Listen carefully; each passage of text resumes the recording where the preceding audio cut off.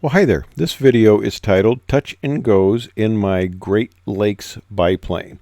Now, if you're following this saga, you know that after 8 months of being worked on, I brought it back from Battle Creek on Monday, and this flight is on Wednesday. The airport was closed Tuesday. They're doing a lot of work there, and that's an unfortunate thing. You know, the weather's nice. It was absolutely beautiful Tuesday, but I couldn't fly because they're doing work on the taxiway lighting and stuff like that. So anyway, here's Wednesday, and I was going to fly today, Thursday, but we had thunderstorms and that, so that put kind of a kibosh on that, although they never really developed.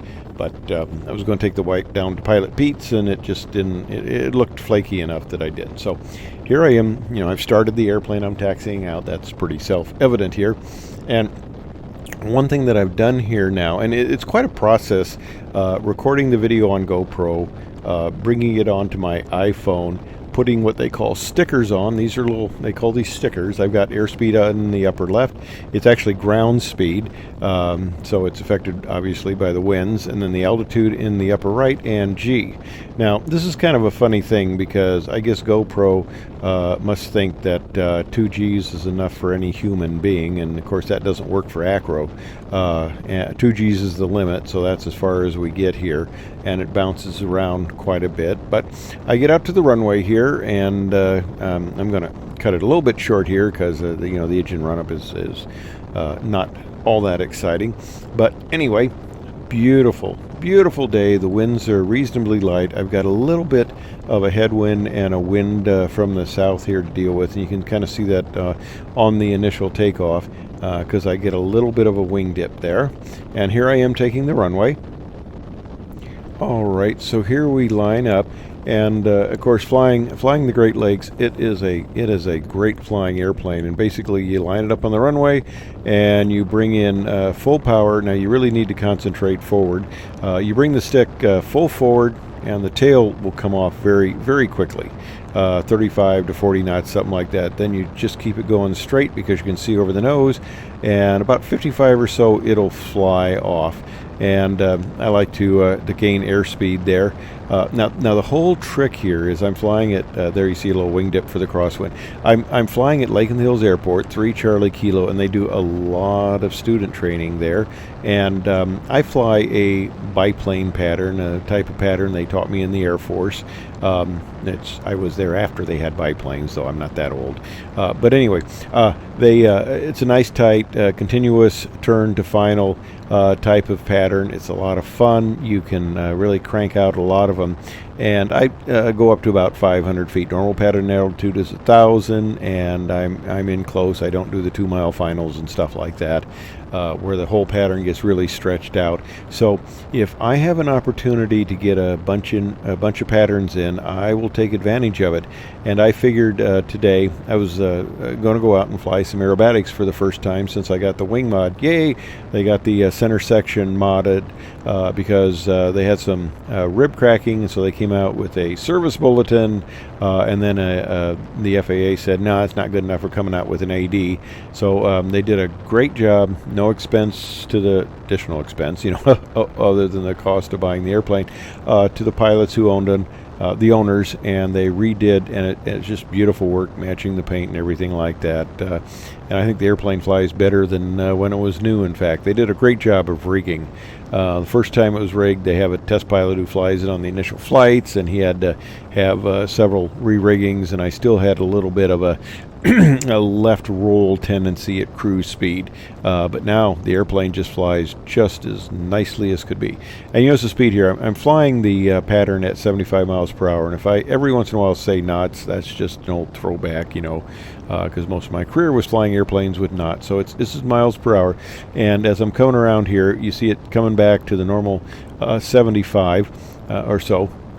Most of what I had was a very slight crosswind, and this airplane just handles crosswinds beautifully. Of course, the thing I worry about is with that lower wing, it's really close to the ground, and if you have much wing into the wind there, bank into the wind, you can scrape that wing. So that's really probably one of the most significant factors. And I did all wheel landings here because on the Great Lakes it's just so easy. You come in at 75 miles per hour. Now when you're coming in like that, you're just a little tail low, so when you touch down you have to go forward on the stick. You bring up the tail just a few degrees to get to the level attitude, and you hold that forward stick as you slow down. Now you don't want to go too forward on the stick, or you can go over on the prop and the nose, and that's a very nasty thing you don't want to do. But so you have to be a little ginger there, and of course you don't want to apply brakes with the tail up. I did that one time a long time ago in the decathlon, and yeah, that's not a real smart thing to do, because if you're not really gentle on the brakes, you can start to go over on the nose. So that was kind of an eye-opener there, but that was 40 years ago. I did that when I was young. Now I am 73, and I am considered to be an old person. I'm having a mental block here. Not senile, that's not the word. Whatever it is, elderly, that's the word. I'm considered elderly, and it's nice because I've survived this long having done all the crazy and stupid things I did flying. So I've survived this long. That's a good thing. So it's good to be elderly, unless you're talking to the insurance companies. And even though I've been flying for 53 years, accident free, violation free, because you don't get the Wright Brothers Award, which I got a couple of years ago, unless you do that. So I've got that, and of course, but the insurance people don't care. They say, oh, you're getting old, even though the data, I'm on here a soapbox, even though the data doesn't support it, they say you must be a risk, so they run your insurance up. Oh well.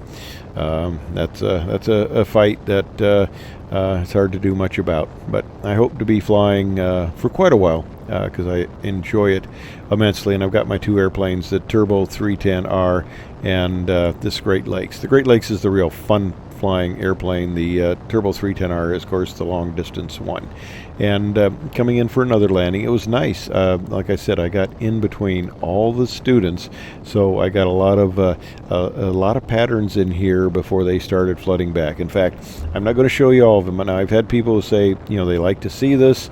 I don't want to put anybody to sleep because it gets kind of boring, and none of the patterns actually were very exciting. They all went quite well, but of course I didn't have a whole bunch of wind. But everything went fairly normally. So you can watch a number of these. I didn't put all 11 in this video, but it's long enough. I got quite a few patterns in there, and I just enjoy flying a nice tight 500-foot pattern, and as long as I'm not interfering with anybody else in the traffic pattern that is flying what you call a normal pattern at 1,000 feet, and that, although I don't consider 2 miles a normal final. But anyway, I digress on my soapbox there.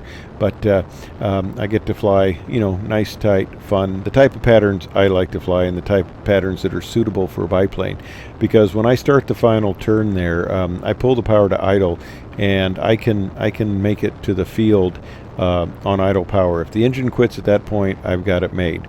But the other factor about this is I can fly a tight pattern because with all that wing area, and the flying wires are very streamlined. I don't think they give much parasite drag at all, but I still got a lot of drag. And this airplane, the nice thing about a biplane is I have no flaps here, no speed brakes, no flaps, but it comes out of the sky very nicely.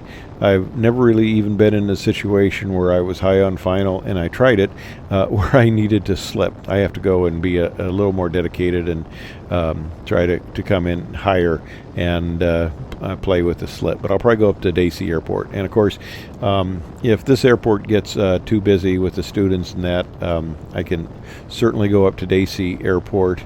Very nearby. They're steerman friendly and biplane friendly, and it's all grass strip.